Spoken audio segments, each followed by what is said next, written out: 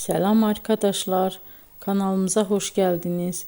Bugün sizler için sevimli oyuncularımız Birce Akalay ve İbrahim Çelikkol'dan çok güzel kareler hazırladık.